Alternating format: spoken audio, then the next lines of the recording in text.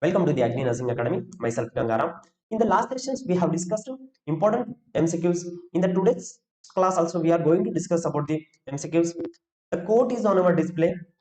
Focus, fight, finish strong. NORCET-10, your dream, your turn. You should be focused on your dream. You should be fight for your dream. Definitely will finish it strongly and definitely will select in your NORCET-10 exam. That's why for a selecting exam, you have to maintain a consistency for every day. That's why you maintain a consistency, okay, and study every day. Now we'll start our today's session. First question on your display. A neonate is born to the HIV positive mother with a viral load 1200 copies per ml. What is the recommended antiretroviral prophylaxis for newborn? Option A, nevirapine for 6 weeks. Option B, nevirapine plus zidovudine for 6 weeks. Option C, nevirapine for 12 weeks. And option D is zidovudine for 4 weeks.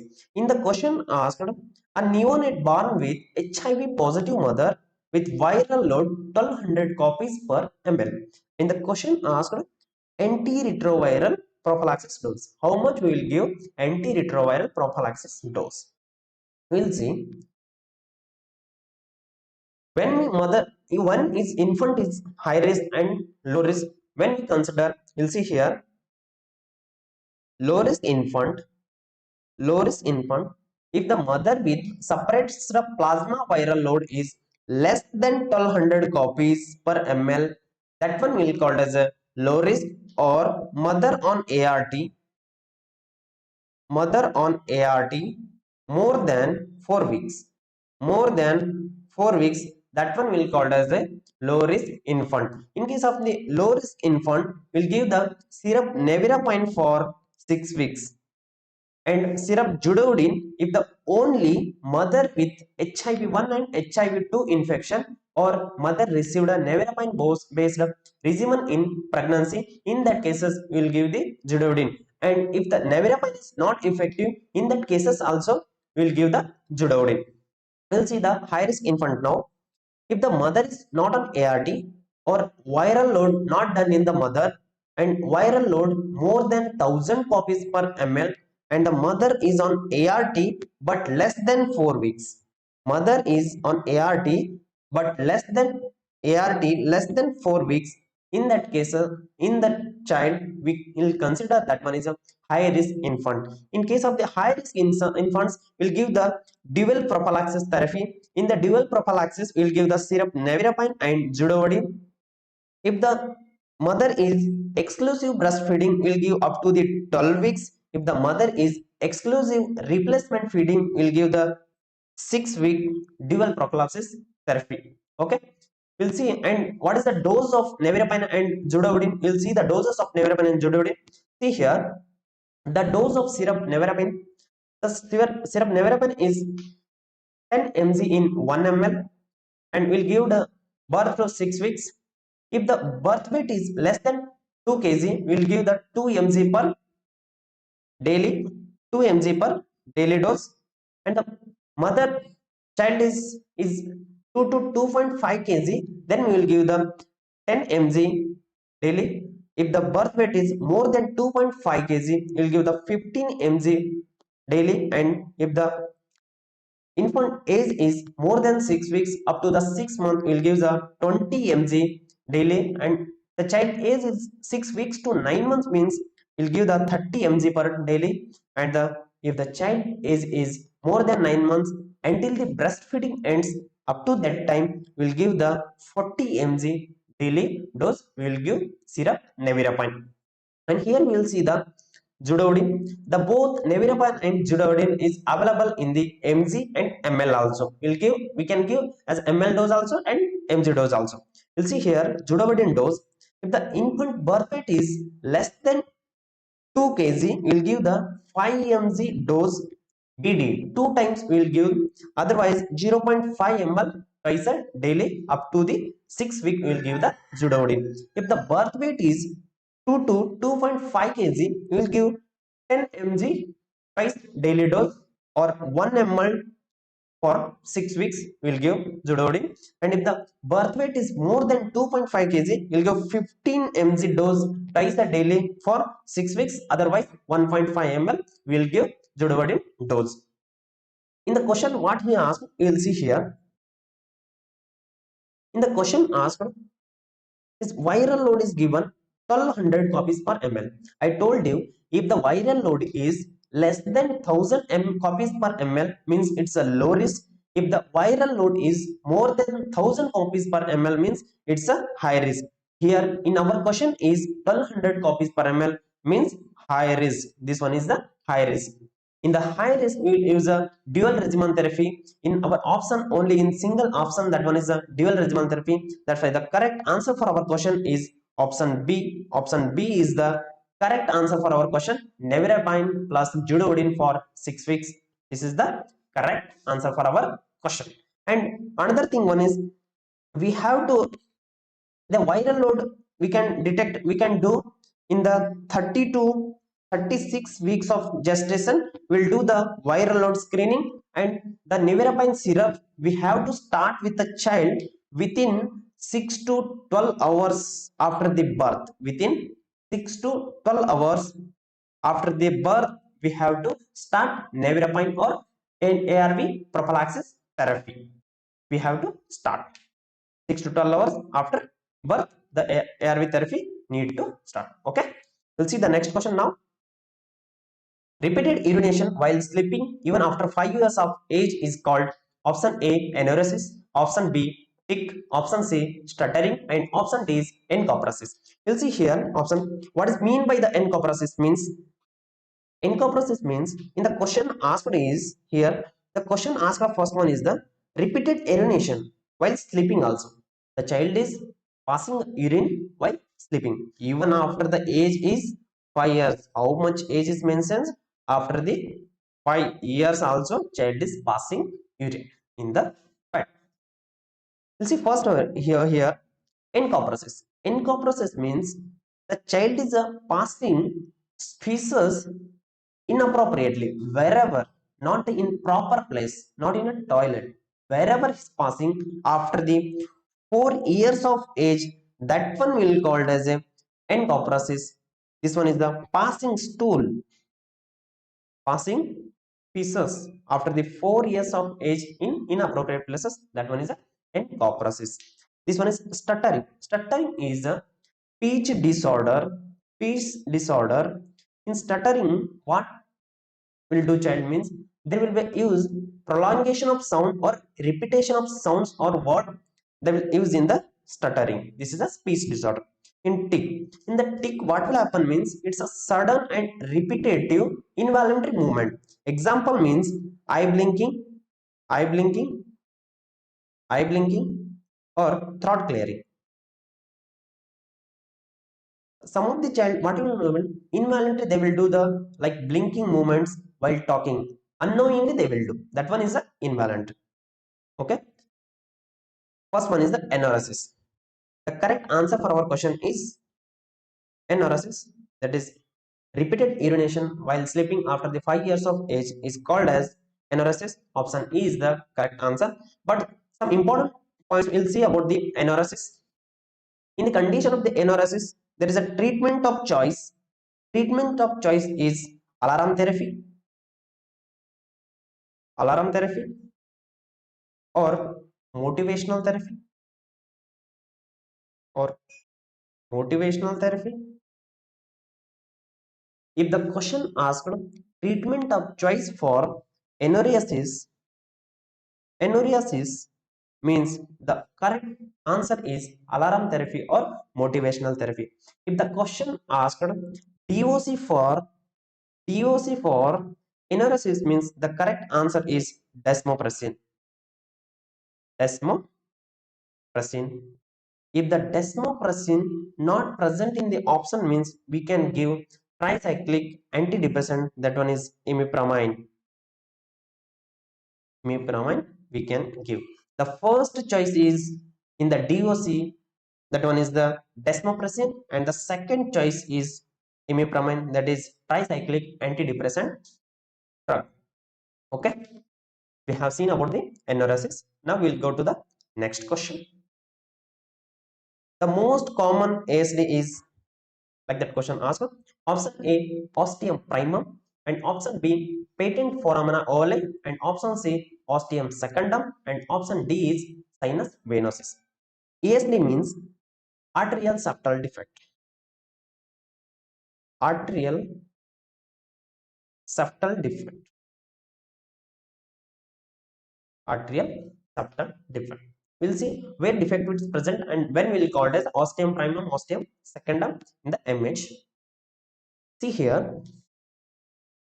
Here the right atrium, left atrium, right ventricle and left ventricle is present. In between there is a two valves. One is tricuspid and another one is the bicuspid valve.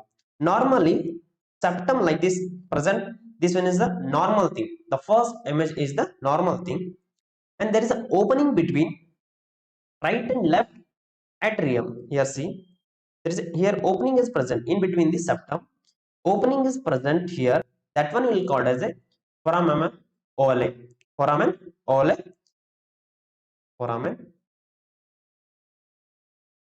ovale. This one is called as a foramen ovale. And see here, the septum is there, upper and lower, and there is an opening present in between the septum. There is an opening present between the in between septum. That one will called as a ostium secundum.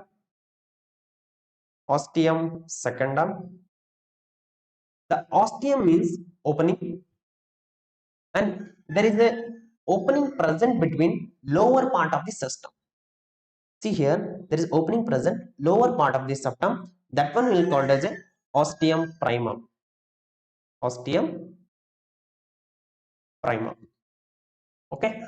The foramen ovale, it is an embryological normal opening in the during the time of the embryological development. That one is the foramen ovale. It will help us to the child to pass the blood from the right to left during the embryological period. Okay.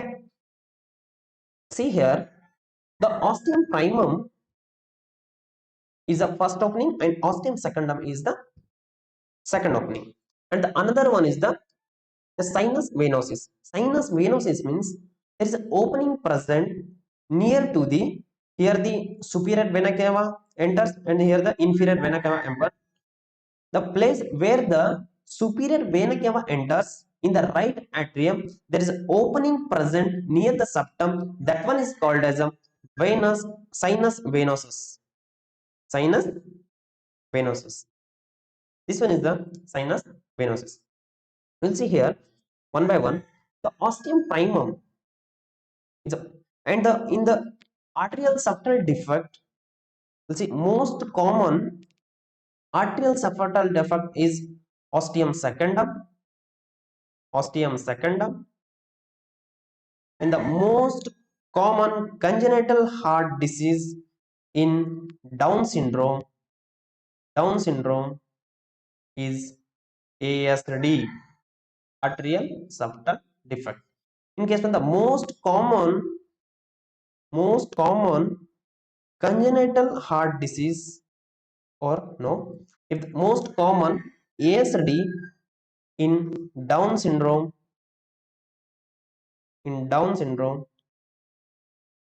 that one is the ostium primum. These three are the importance. Question will arise from this importance. Okay. In our question asked, which is the most common ASD? Our answer is option C. That one is the ostium secundum is the most common type of ASD. And little bit we'll see about the ASD also. Here in the ASD, what will happen means arterial septal defect after the birth. I'm not, this one is telling that is foraminal opening. I'm telling about after the birth. ASD means there is a blood sending from four chambers of our heart. There is arterial septal means here the opening is present. Blood sending from left to right, because of in the compared to the right atrium, left ventricle pressure is more. That's why the blood sending from left to right. Okay, because of that's why this one is the that is not symptomatic. There is a no signs and symptoms specifically seen in this. This is a normal effect. Okay, we'll see now here. Another one is the, see the next question now. Which of the following is permanent teeth are first to erupt in children? Option A, upper central incisor. Option B, lower central incisor. Option C, first premolar. Option D, first molar. In the question asked, which of the following permanent teeth are the first erupt in the children? Which teeth is erupt permanent, like that question is asked. We'll see here. First we will see the temporary teeth. Temporary teeth.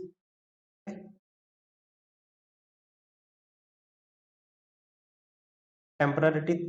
Temporary teeth is also called as milk teeth,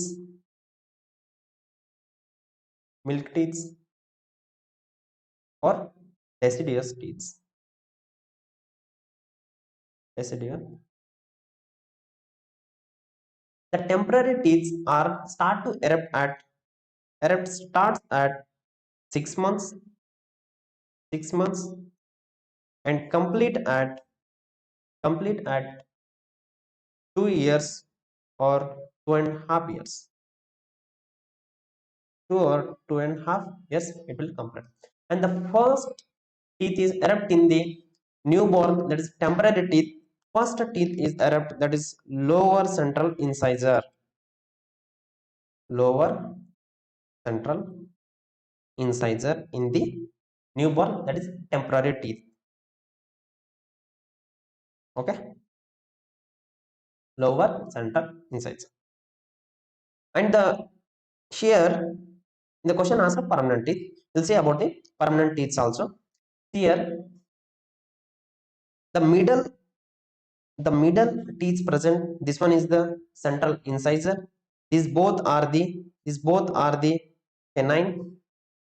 These are the lateral incisor, and these, like here structure it is there, these are the canine, and this one is the premolar.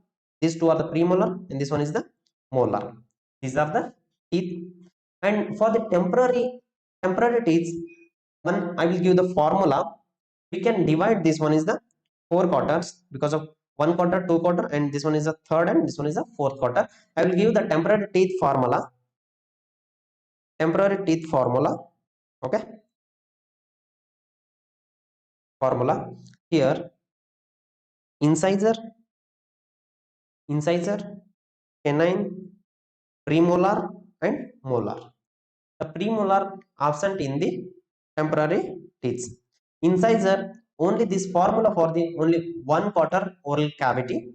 The first incisor are 2, and the canine are 1 in the 1 quarter, and the premolar are absent in the temporary teeth, and molar are 2. If we are this one multiplying for 4 quarters, means the total temporary teeth will come 20. Milk teeth are total 20. Total 20 milk teeth are present. Okay, now we will see the permanent teeth. See the permanent teeth formula now.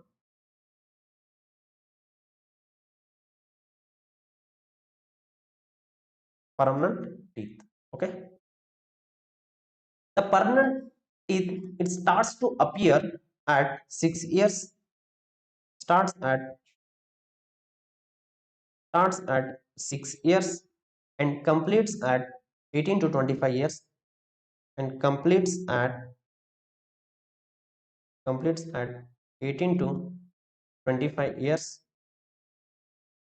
In the permanent teeth, the first teeth is erupt. First teeth is first molar teeth. First molar teeth. And the last teeth erupt in case of the permanent teeth, means last teeth is the third molar. Last teeth last teeth is the third molar. It is also called as wisdom teeth. Wisdom teeth. And the wisdom teeth erupt or appears after 18 years of age. After 18 years of age, and the total permanent teeth are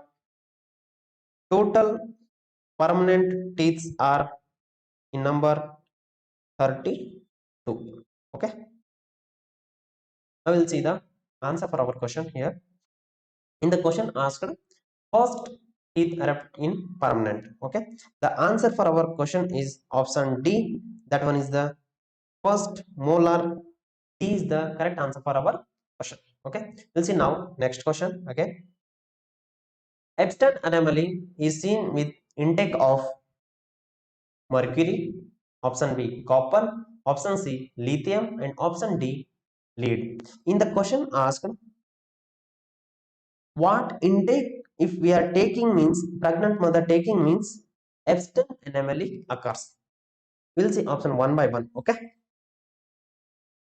if the mother is taking or because of the mercury, it's metal poisoning. If metals means in the child it will affect on brain. That one is the cerebral palsy. Cerebral palsy. If mother is intake of mercury means the child is affect cerebral palsy. Okay, the copper depositions we will see in the wilson's disease. wilson's disease Wilson's disease, and there is a hallmark because of in the Wilson's disease there is copper deposition on the cornea. That one will hallmark sign of our Wilson's disease. Hallmark sign is Kgmu ring. Okay, which one that one is? Kgmu ring. Kgmu ring. Kgmu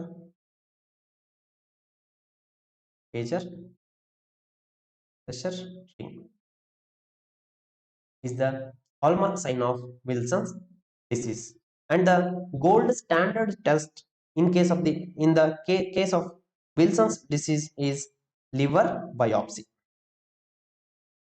Liver biopsy. It is a gold standard test in Wilson's disease. Okay. Now we'll see lithium. If the mother is taking lithium in the pregnancy, the child will affect the Epstein anomaly. Epstein anomaly. And the answer for our question is the option C. That one is the lithium. If mother is taking lithium means Epstein anomaly occur. In the Epstein anomaly, what will happen means there is a in the heart there is two valves are present, that is bicuspid and tricuspid valve, and the Epstein anomaly is affect on the tricuspid valve. The tricuspid valve will be downward displacement in case of the Epstein anomaly. Downward displacement of tricuspid valve. Downward displacement of tricuspid valve. If we are observing X-ray means what finding we can able to see in the Epstein anomaly means box shaped heart. Box shaped heart. Okay, in the X-ray we can see the appearance as box shaped heart. And the last option is lead. Because of there is old houses and the metals, we can exposure to the air and all, we can exposure to lead, and lead poisoning, it is also called as plumbism.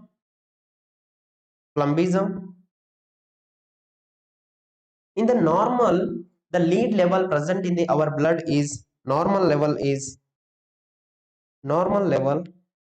is less than 5 microgram per deciliter, and the poisonous level when we will consider it is a plumbism or lead poisoning means if the level is more than 10 microgram per deciliter, we will consider that one is the lead poisoning. Lead poisoning, or also called as plumbism. If the when will called as a lead poisoning medical emergency means if more than 70 microgram per deciliter, this one is the medical emergency. This one is the medical emergency.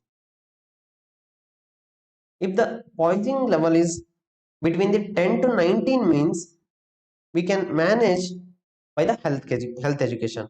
10 to 19 microgram means we can manage in home itself only by giving a health education. Okay, and we can control them to exposure to the repetitive metallic items. We'll see now. And if the lead level is more than 20, if the lead level is the serum lead level is more than 20 means more than 20 microgram per deciliter means we'll give the antidote. Antidote is timer caprol,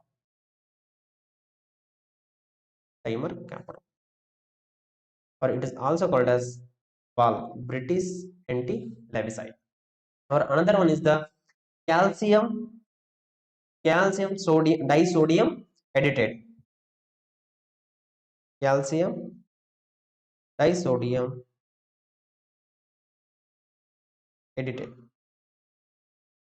is the antidote for lead poisoning. Okay, I think everything understand. We have seen the Upstern anomaly is occurs because of the lithium intake. Okay, now we will see next question. In the we'll see here, the nurse is preparing to care of a child with a diagnosis of intussusception.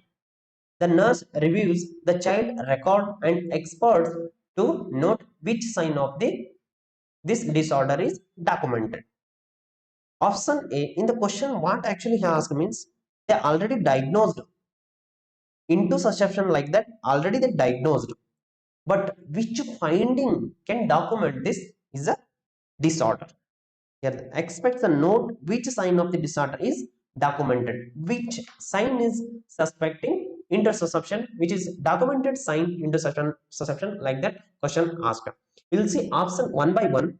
Option A is watery diarrhea. Option B is ribbon like stools. Option C is profuse projectile vomiting, and option D is bright red blood and mucus in the stools. Here we'll discuss about the intussusception. See here, the small intestine. Here, this one is the small intestine. Small intestine is telescoping into the large intestine. Telescoping into the large intestine. What is happening here means the proximal part of this ileum is telescoping into the distal part of the cecum. That one is called as intussusception. Definition is telescoping of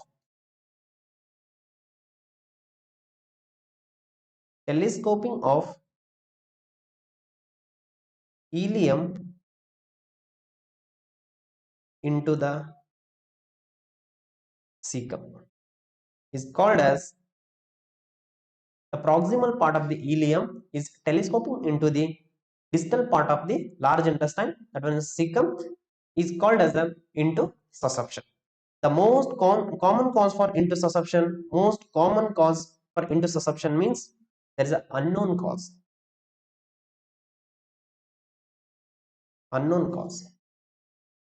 Cause is unknown or idiopathic, we'll call as.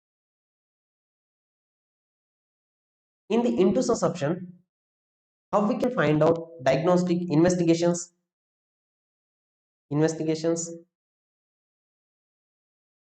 We'll do some investigation by the physical examination. Also we can observe. How we can observe means there is a mass present in the upper right quadrant. Because of the mass we can observe. And the another one is the X-ray. In the X-ray, what findings we can see? I will show here.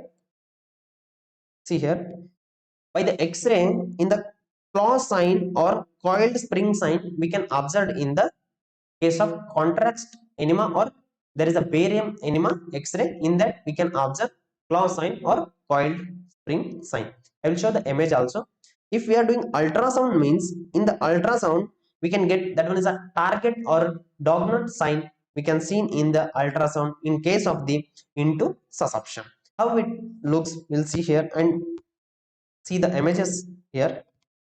Claw signs just observes here. This one is the structure present. That one is the claw sign we can observe in the barium enema. When there is a ring like structure is there, coil ring like structure it is there, because of that one we can call as the coil spring appearance. That one is coil spring sign, like that we'll call in case of the into susception. Okay. And the most common site of into susception means most common site ileocecal junction. Ileocecal ileocecal region. And here we'll see the clinical features. The main important is the clinical features in the intersusception. Clinical features. There is abdominal pain will be present. Abdominal pain. And there is a sausage shaped mass. Sausage shaped mass present in right upper quadrant. Right upper quadrant or right middle quadrant. Right middle quadrant we can observe the sausage shaped mass in case of the intersusception. And another one is the special feature in this, that was the bloody or currant jelly like stool. Currant jelly like stool, because of there is a pressure on the intestine walls, and there is a impaired the blood supply to the intestine because of the telescoping. When telescoping happens here, and telescoping is there here, see the telescoping is there means because of the pressure what will happen, it affects on the blood supply. If blood supply is there not there means oxygen supply also not there for the intestine and all. Because of that, why what will happen, the normal flora, that is normal, that mucosa and submucosa layer which is there na, what will have sluggish off, and that will go through the stool. And we can see because of that's why mucus, blood with mucus we can see in the case of the into susception. That's why only bloody or currant jelly like stool be appears in case of the into susception.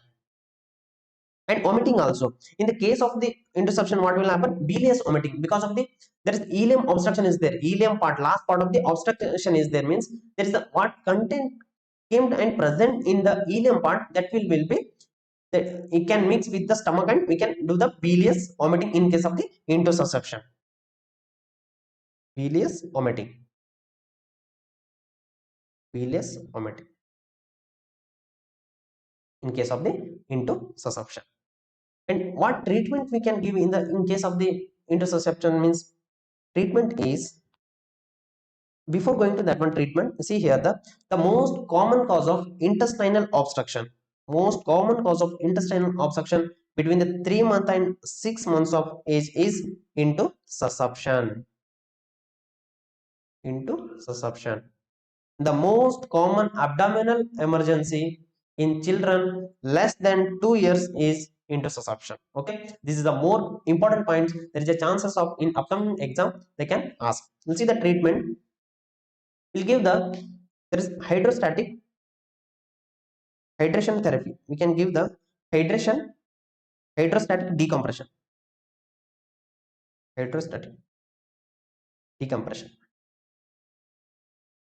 means through the rectal cavity we will insert the tube, and there is will push the water inside, which is telescoping. There is a chances of we can resolve by the hydrostatic decompression. If it is not resolving after the hydrostatic therapy also, then we will do the surgical management. There is open abdominal surgery we will do in case of the intersusception. See here, now we'll see the option one by one. There is a watery diarrhea. In the case of the interception, there is no watery diarrhea. In the diarrhea, in the stool, blood is mixed, not a watery. The watery diarrhea is the future of gastroenteritis. Gastroenteritis. And the ribbon-like stool, we can observe in the Herpes disease or megacolon. Herpes disease is also called as megacolon. And the profuse vomiting means this is the bilious vomiting. In case of the intussusception, profuse means non-bilious. Profuse means non-bilious vomiting. We can observe in there is pyloric stenosis. Pyloric stenosis. These three features also observed in different disease condition, and the correct answer for our question is option D. That one is the bright red blood and mucosa in the stool. The option D is the correct answer for our question. And another one thing is the in the intussusception we can see the dance sign also. How dance sign we can observe means in the there is a sausage shaped mass present in the right upper quadrant or the middle quadrant. When we are palpating, when abdominal will palpate, it will looks like a empty. The upper mass will be like looking like a dancing. Because of that's why it called as a dance sign in case of the intussusception. This is also important. Okay, thank you. We'll see you in next class again. Thank you so much.